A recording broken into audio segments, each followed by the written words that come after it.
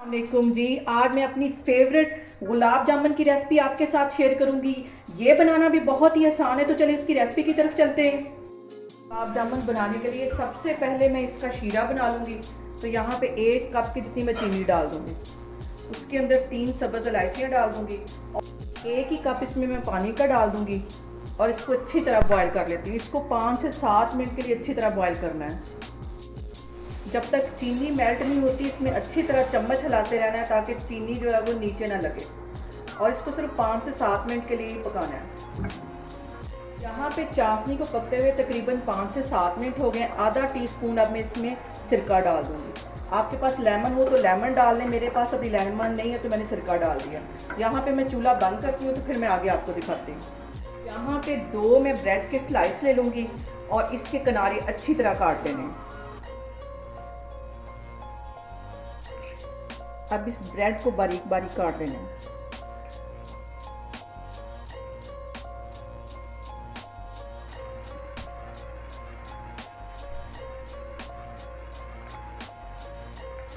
अब इस ब्रेड को मैं यहाँ पे करूँगी ग्राइंड, अच्छी तरह मैं इसका पाउडर बना लूँगी, तो फिर मैं आपको दिखाती हूँ। अब यहाँ पे देखें जी, ब्रेड का मैंने अच्छी तरह पाउडर बना लिया है, ये इसमें चली जाएगी। बिल्कुल फाइन पाउडर होना चाहिए इसका।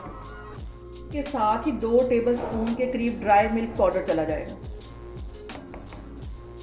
टीस्पून से भी थोड़ा सा कम ही है ये बेकिंग पाउडर, ये चला जाएगा इसमें।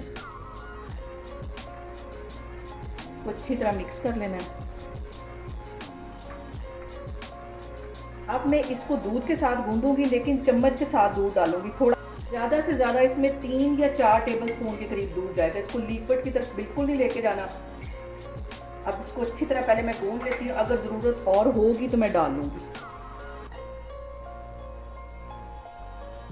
अभी मैंने 3 टेबलस्पून डालें, इसको अच्छी तरह मिक्स करती हूँ। अगर ज़रूरत होगी तो फिर थोड़ा सा और डाल दूँ। 3 टेबलस्पून मैंने पहले इसमें दूध डाल दिया था और 1 टेबलस्पून अब मैंने डाला, तो कुल इसमें 4 टेबलस्पून गए। बस इतना इसको डालना है और इसको अच्छी तरह गूंद लेना है, इसको बाइंड कर लेना है अच्छी तरह। यहाँ पे देखें जी, इसकी एक सख्त सी डो मैंने बना ली है और अब इसके मैं छोटे छोटे बाउल बनाती जा रही हूँ। यहाँ पे देखें जी, ऐसे गोल गोल से मैं इसके बाउल बना के रखती जा रही हूँ। इसमें बिल्कुल भी क्रैक नहीं आना चाहिए। अच्छी तरह इसको हथेली की मदद से ऐसे ज़ोर ज़ोर से इसको प्रेस करना है। यहाँ पे देखें जी, सारे ही बाउल मैंने बना लिए। अब मैं इनको फ्राई करती हूँ, तो फिर आपको दिखाती हूँ। यहाँ पे एक पैन में मैंने ऑयल डाल दिया। ऑयल ज़्यादा गर्म नहीं होना चाहिए, हल्का हल्का ही गर्म होना चाहिए। आग भी नीचे बिल्कुल स्लो है। तो अब मैं इनको इसमें फ्राई कर लूँ।